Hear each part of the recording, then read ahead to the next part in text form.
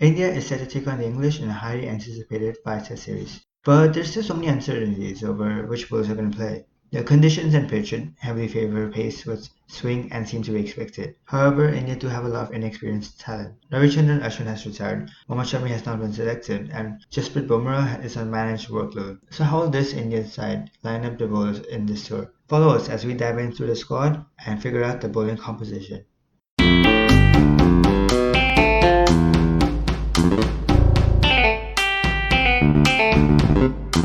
So India's traveling with a lot of options. We've got 11 bowlers in total, and that's a big amount with one recent addition to it. And we start off with none other than arguably the greatest to ever do it, Jasprit Bumrah. He's arguably the greatest bowler in cricket history, and you can just see it by his stats.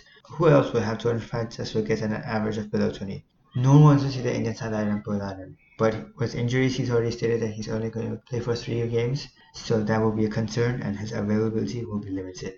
One person whose availability will probably not be limited is Mohammed Siraj. As a bowler, he's just deadly whenever swing is on offer, and he makes full use of those conditions. So far, he has exactly 100 test wickets and an average of 30. But what he offers to India is just an extreme amount of effort. He's India's workhorse, and not only do I expect him to start, I expect him to be bowling a lot across the series. Someone who's made it come back to the squad is Shardul Thakur. He also is able to swing the ball well, while he's also known to be a good partnership breaker. Again, he hasn't played too much, but he has 31 test wickets and an average of 30, which is already impressive. What he adds to the team is the ability to bat number 8 and balance out the team, which at the end of the day, when you're composing a lineup, is very crucial, and that gives him the edge over other just frontline bowlers. One bowler that I think is just going to break his way into the 11 is Prasidh Krishna. He's got tall height and great bounce because of that. But what we saw in the IPL is his ability to hit consistent lengths time and time again. His first class record is immaculate with 88 wickets and an average of below 22. His form with the IPL has been really good, and he does have a really good chance of starting. Then you have Arshdeep Singh, who also has a good case to be in 11. He has a left arm angle with deadly swing too, which we've seen in limited overs. He's yet to make his test debut, but his first class record is pretty decent, although I do think they could be better. We have seen how dangerous he is internationally, so there's no doubting his potential.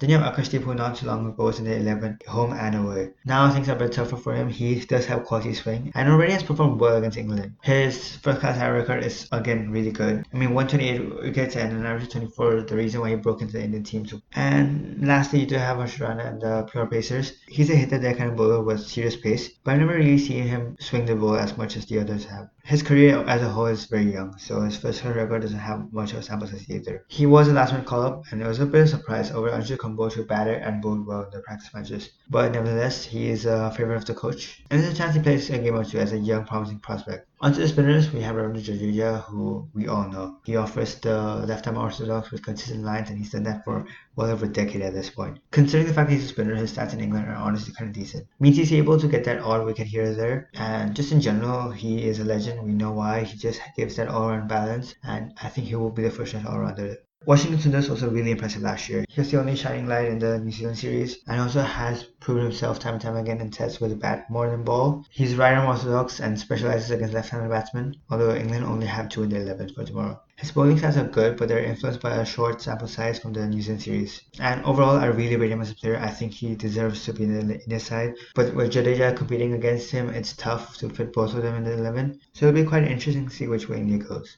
And then you have Kuldeep Yadav, who is the only frontline spinner. He's left-arm Chinaman with a unique action and an amazing ability to suddenly turn the ball into a right-hand batsman. His test stats are really good, but he's mostly been played at home and has limited away experience. He could be played in second spinner if there's a spinning pitch, or in a weird case where Shardul Thakur and Nitish played instead of Jadeja, I could see him play as a lone spinner, but that is very unlikely. And lastly, Nitish already. I see him more as a batter who bowls a bit, especially given how less he's bowled in the IPL. He's more of a transition bowler, so give the other bowlers a bit of a rest. Hopefully he has a golden arm around him where he can pick up wickets at random moments. When you look at his first class record, it's actually pretty decent. He has an average of well below 30. Even though he has a short sample size, those are really good stats. And for him, it's going to be his batting, which will determine his selection. In his current moment, he's kind of fighting against the likes of Sai Sudarshan, Dhruv Jurel, and Karan Nair for slots. So his equation is different to everyone else on the list, except maybe Washington Sundar. Given all that, what are our preferences? Well, I would go with Bumrah, Siraj, Shardul Thakur, and Prasidh Krishna, with Ravindra Jadeja as my lone spinner. Now, obviously, this will change game on game, and given the fact that Bumrah is not going to play all matches, we will definitely see more bowls being used. These were our picks on how the bowling lineup is going to look in our opinion. Let us know down in the comments below what you think. And if you like this video, don't forget to like, share, and subscribe.